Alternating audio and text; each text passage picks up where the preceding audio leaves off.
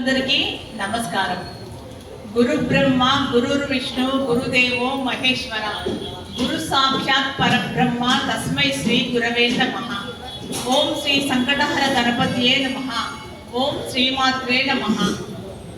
ఈ రోజున మనం నిశ్చల భక్తి గురించి, తర్వాత బాల శబరి భక్త శబరి జీవిత చరిత్ర, తర్వాత దీర్ఘాయువు కావాలంటే మనం ఏ విధంగా జీవించాలి, భక్తి అంటే ఎలా ఉండాలి అనే విషయాల గురించి తెలుసుకుందాం. మొదట నిశ్చల భక్తి. కావ్యకంఠ గణపతి ముని పేరు మీరు వినే ఉంటారు. చాగంటి గారు చాలా ప్రవచనాల్లో ఆయన పేరు చెప్తా ఉంటారు. కావ్యకంఠ గణపతి ముని చాలా మహోన్నతుడు, చాలా మహాశయుడు, గొప్ప భక్తుడు. అటువంటి కావ్యకంఠ గణపతి ముని ఒకసారి అరుణాచలం వెళ్ళారు. అరుణాచలం వెళ్ళినప్పుడు వారితో పాటు వారి తమ్ముడిని కూడా తీసుకొని వెళ్ళారు. ఆయనకు వారి తమ్ముడికి జఠరాగ్ని అంటే ఆకలి చాలా ఎక్కువ. ఆ పిల్లాడు ఏం చేస్తున్నాడంటే, అన్నయ్య ఆకలి ఇస్తుంది అంటున్నాడు. ఆ రోజున ఏకాదశి తిథి, అందుకని ఆయన తన దగ్గర ఉన్న డబ్బులతో ఒక డజను అరటి పండ్లు కొని వాడికి తినమని ఇచ్చాడు. వాడు అవన్నీ డజన్ అరటి పండ్లు తినేశాడు. తినేసి ఒక గంటలోపే మళ్ళీ అన్నయ్య ఆకలిస్తుంది అంటున్నాడు. అప్పుడు ఆ కావ్యకంఠ గణపతి ముని ఏం చేస్తున్నాడంటే, బ్రాహ్మణుల ఇంటి ముందుకు వెళ్ళి భవతి భిక్షాందేహి అంటూ ఎవరైనా అన్నం పెడితే తమ్ముడికి పెడదామని యాచన చేస్తున్నారు. ఆ రోజు ఏకాదశి తిథి, ఎవరు అన్నం పెట్టలేదు. వీడు తమ్ముడు ఒకటే ఏడుపు. అప్పుడు ఆయన ఒక శ్లోకం చదివారు. బ్రాహ్మణుల గృహంలో ఎవరైనా అకస్మాత్తుగా వస్తే పెట్టడానికి కొద్దిగా అన్నం ఉండేటట్లుగా వండాలి. ఆఖరికి కలియుగంలో వీళ్ళ అన్న పాత్రల్లో అన్నం కూడా లేదన్నమాట అంటూ చాలా బాధపడిపోతూ వీధి వెంట నడుస్తూ వెళ్తున్నారు. ఆయన ఒక ఇంటి ముందు నుంచి పెడుతున్నారు. ఆ ఇంటి అరుగు మీద ఒక వృద్ధ బ్రాహ్మణుడు పడుకొని ఉన్నాడు.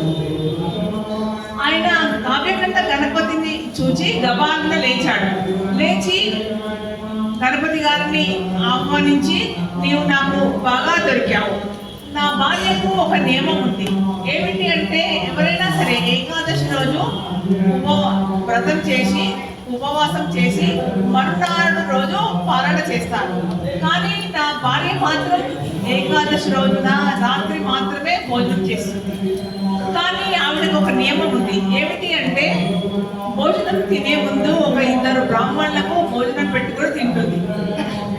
అందుకని 2 బ్రాహ్మణుల గురించి వెతికాము.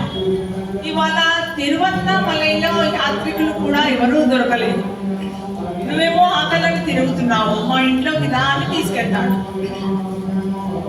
ఆ ఇంట్లోని ఇల్లాలు ఏం చేస్తుందంటే, వారిని చూసి స్నానం చేసి రండి అని చెబుతుంది.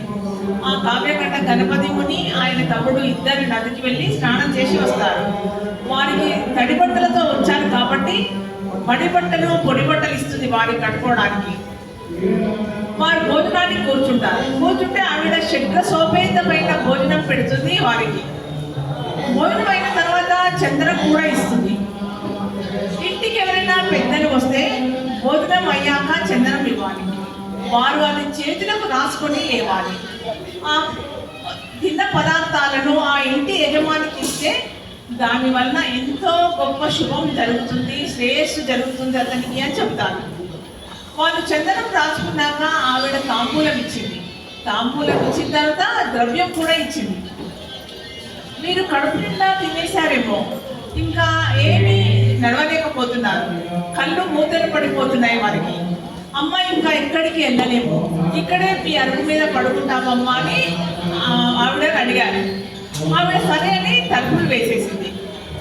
ఇంకా వీళ్ళిద్దరు ఏం చేశారంటే, బయట అరుగు మీద పడుకున్నారు. గాఢంగా నిద్ర పట్టేసింది. వారు నిద్రపోయారు. వీరు నిద్రించిన ఇల్లు అయ్యంగారి ఇంట్లో, అరుణాచలంలోని అయ్యకుంట ఇంట్లో వీధిలో ఉంది. మరునాడు సూర్యోదయం అవుతూ ఉంటే వారికి మెలకు వచ్చింది. ఇద్దరు నిద్ర లేచారు. అమ్మయ్య, రాత్రి తల్లి కదా మనకు కడుపు నిండా అన్నం పెట్టింది అనుకుని అరుగు మీద నుండి లేచారు. చూస్తే అది రాత్రి పడుకున్నప్పుడు అరుగులా ఉంది, అక్కడ ఏ ఇల్లు కనిపించలేదు. వాళ్ళు తెల్లబోయారు. ఇదేంటి, రాత్రి మనం శబ్దసోపేతమైన భోజనం తిన్నాం కదా, ఇక్కడ రత్న కింకిణులు గల్లు గల్లు అంటూ నడుస్తూ ఒక అమ్మవారి లాగా మనకు భోజనం వడ్డించింది కదా, మరి ఆ అమ్మ ఇల్లు ఏది అని అంతగా మొత్తం కలిగే చూశారు. ఎక్కడా ఆవిడ ఇల్లు కనబడలేదు. ఇది ఏంటి అని చాలా విచిత్రంగా మాయలో పడిపోయారు.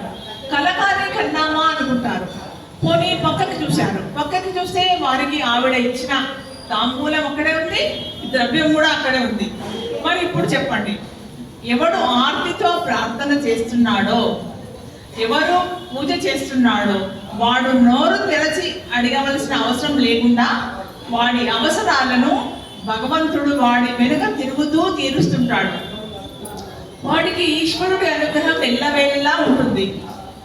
దానికి ప్రకటనలు అక్కర్లేదు. కాబట్టి అంత స్వచ్ఛమైన భక్తితో అమ్మవారి పట్ల కృతజ్ఞతతో బ్రతికేవాడు ఎవడున్నాడో వాడిని అమ్మవారే కాపాడుతుంది, రక్షిస్తుంది. నిశ్చల భక్తి అంటే కావ్యకంఠ గణపతి ముని ఎంత గొప్పవాడు, ఎంత నిశ్చల భక్తుడో మనకి ఇప్పుడు రుజువైంది. సాక్షాత్తు ఆ పార్వతీ పరమేశ్వరులే వచ్చి ఇంట్లో ఆహ్వానించి భోజనం పెట్టి పంపించారు. అంటే అటువంటి నిశ్చల భక్తి ఉంటే మనందరినీ కూడా ఆ దేవదేవుడు, ఆ పరమాత్ముడు అడుగడుగునా కాపాడుతాడు అనేది ఇందులోని అంతరార్థం. ఇది నిశ్చల భక్తి.